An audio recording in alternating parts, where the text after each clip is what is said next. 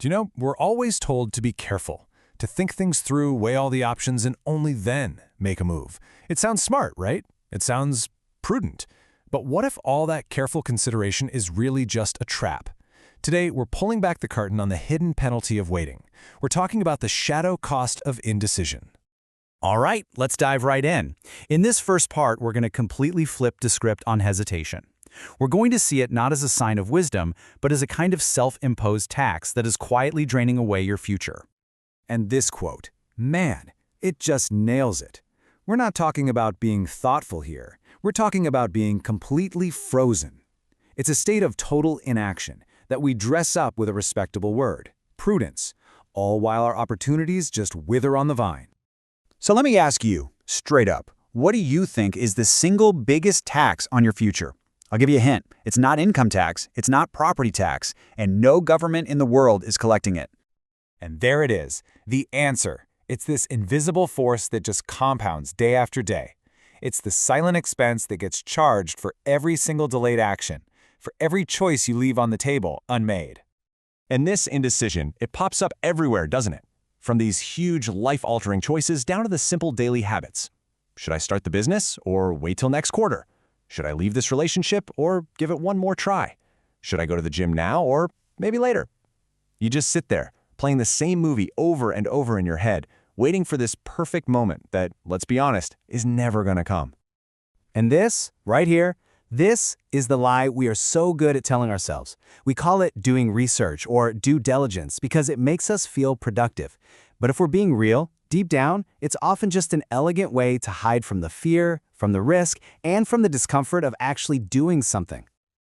Okay, so let's actually break this down. Let's put some numbers to it, metaphorically speaking. How does all this hesitation actually build up into a real, tangible cost? What are you really, truly losing in those moments of waiting? Because it's a hell of a lot more than just time. So what is this shadow cost? Well, it's not about the money coming out of your pocket. It's the opposite. It's the opportunity cost. It's the money you could have made, the lessons you could have learned, the momentum you could have built, but didn't because you were standing still. The shadow cost is basically the reward you forfeit by choosing to wait. Just look at this in a business context. It's brutal. Your hesitation is your competitor's direct gain.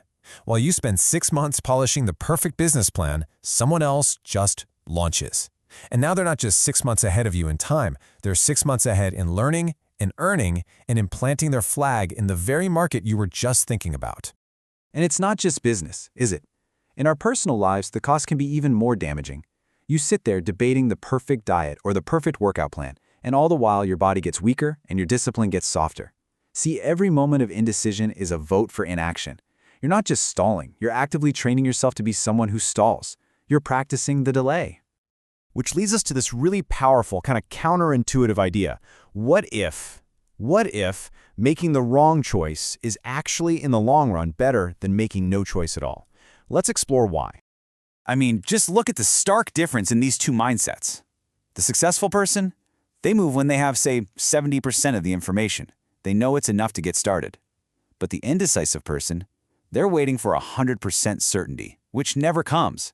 They're so worried about a 10% chance of failure that they guarantee 100% loss of the entire opportunity.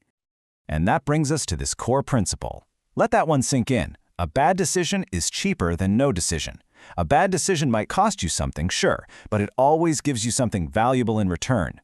Indecision, on the other hand, well, it costs you everything and gives you absolutely nothing. Because think about it. Even a mistake shoves you forward. It gives you immediate, undeniable feedback. Bam! You get a data point. You learn a lesson, sometimes a hard one, that you will never forget.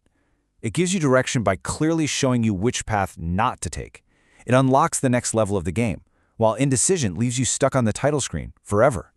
At the end of the day, this is all about taking control. Chronic indecision isn't just a quirky habit, it's a statement about who you are. It tells the universe, and more importantly, it tells yourself that you're just a passenger in your own life. It's a surrender, and it absolutely rots your confidence. Action, even flawed action, creates data and momentum. Inaction creates nothing. Okay, so if that's the problem, what's the solution? How do we break this destructive cycle? Well, it's going to require a completely new framework, a whole new operating system for how we make decisions. Let's walk through it. Here it is. This is the new rule. The time taken for a decision must be inversely proportional to its stakes. Just read that again. It means the bigger the move, the faster you must commit. This flips everything we've ever been taught completely on its head. Small choices like what to have for lunch, okay, take a minute. But the truly life-changing ones, they demand your immediate, decisive commitment. And you might be thinking, why? That sounds completely backwards. Well, here's the logic. Launching a business, moving across the country, making a radical life change, these things require a massive amount of energy to get going. That energy is called momentum. And overanalyzing, that paralysis by analysis, is the single fastest way to kill momentum. It's like flooring the gas and the brake at the exact same time. So, the path forward starts right here with this. Stop giving your fear so much respect. Stop giving it a seat at the head of the table. Acknowledge it's there, sure, and then you act anyway. And let's be brutally honest with ourselves. After a certain point, what you're doing isn't research anymore. You're just hiding. You're procrastinating. Your brain is an incredible supercomputer. Give it enough data to get started, trust it to process, and then execute. This is the mentality you need to burn into your brain. It is not about having the perfect plan from the start. It is about choosing a direction, any direction, and moving forward with unrelenting force. You can always course correct once you're already in motion. So here's the bottom line. The antidote to that crushing shadow cost isn't getting more information or making another pro-con list. It is high-speed commitment. The cost of waiting is a debt that gets bigger with every single second that ticks by. So the only real question left for you is, what will you decide to do right now?